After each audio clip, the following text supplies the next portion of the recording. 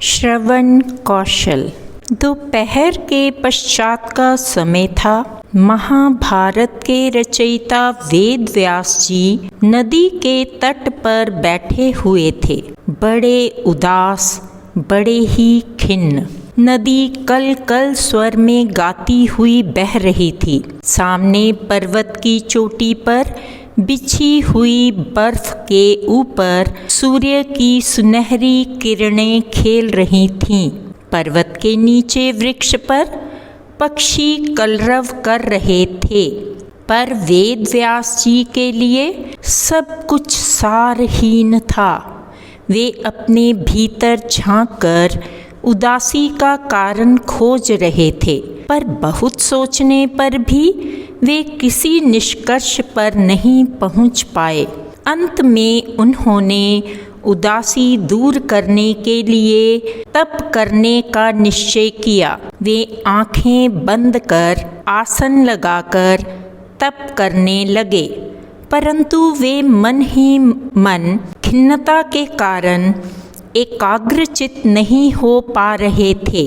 इस प्रकार ना जाने कितना ही समय बीत गया। सहसा महर्षि नारद वीणा की झंकार करते हुए उपस्थित हो गए। वे वेद व्यास जी का ध्यान अपनी ओर आकर्षित करने के लिए वीणा की तारों पर अपनी मधुर स्वर लहरी में ईश्वर का गुणगान करने लगे।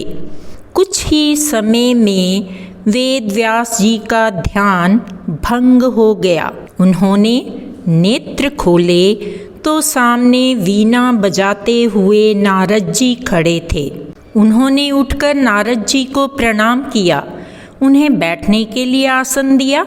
नारद जी ने सहर्ष आसन ग्रहण किया। वेद व्यास जी की ओर ध्यान से देखा और चकित होकर पूछा, वेद व्यास जी, आपके मुखमंडल पर ये उदासी के बादल क्यों हैं? वेद व्यास जी ने लंबी सांस छोड़ते हुए कहा, महर्षि, इस उदासी का कारण तो मुझे स्वयं भी ज्ञात नहीं है। कारण जानने का प्रयत्न किया पर सफलता नहीं मिली। नारद जी ने वेद व्यास जी की ओर रहस्यमयी दृष्टि से देखते हुए पुनः कहा, आपके द्वारा लिखा हुआ ग्रंथ महाभारत लोक कल्याण में सहायक है। इसे पढ़कर करोड़ों लोगों में भ्रम व चिंता का निवारण हो जाएगा, पर इसे लिखने वाले आप स्वयं ही चिंताग्रस्त हैं। यह कितने आश्चर्य की बात है। वेद व्यास जी विचारों में उलझ गए। उन्होंने गंभीरता से सोचते हुए कहा, महर्षि नारद, मैंने आजीवन सदाचार का पालन किया है। लोकहित के लिए महाभारत जैसे बड़े ग्रंथ की रचना भी की है, फिर भी मेरा मन अशांत व खिन्न क्यों है? नारद जी कुछ सोचकर उत्तर दिया, आपका कथन सत्य है। आपका महाकाव्य महाभारत हिंसा प्रतिहिंसा की घटनाओं से भरा हुआ है। संभवतः इसलिए आपका मन उदास व खिन्न है। वेद व्यास जी ने विचार मग्न होकर कहा, इस उदासी को दूर करने के लिए तप करना ही मेरे लिए एकमात्र उपाय है। नारद जी ने उन्हें समझाते हुए विनम्र स्वर में कहा, देवी सरस्वती ने आपको ग्रंथ रचना की योग्यता प्रदान की है। तप से केवल आपका कल्याण होगा, पर महाकाव्य की रचना से तो जन जन को ज्ञान प्राप्त होगा। वेद व्यास जी उदास स्वर में बोले, मैं इतना बड़ा ग्रंथ महाभारत लिख चुका हूँ, इससे बढ़कर मैं ग्रंथ नहीं लिख सकता। इतना कहकर वेद व्यास जी मौन हो गए।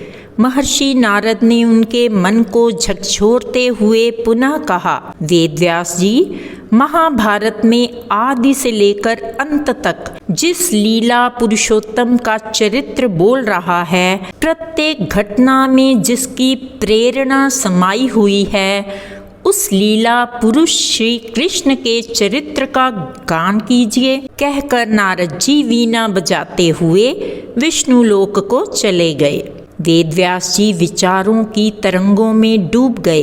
अब उन्हें कर्तव्य बोध हो चुका था। नारद मुनि की प्रेरणा से उन्हें तप का विचार छोड़ दिया और श्रीमद् भागवत की रचना की। उन्होंने इस ग्रंथ में श्री कृष्ण जी के संपूर्ण जीवन पर प्रकाश डाला। इसके पश्चात पुराणों की रचना की। अपने कर्तव्य की पूर्ति करने पर उन्हें आत्मसंतोष हुआ। सचमुच ही वेद व्यास जी के द्वारा लिखे हुए ग्रंथ कोटि कोटि मनुष्यों का कल्याण कर रहे हैं। जब तक आकाश में चांद और तारे रहेंगे, संसार में नदियों की कलकल ध्वनि गूंजेगी, सागर और पहाड़ स्थिर रहेंगे, सृष्टि के जड़ चेतन दृष्टि गोचर होंगे। वेद व्यास जी के ग्रंथ संसार का मार्गदर्शन करते रहेंगे। उनकी कला, उनकी वाणी दसों दिशाओं में गूंजेगी। अब आप प्रश्नों के उत्तर स्वयं लिखेंगे।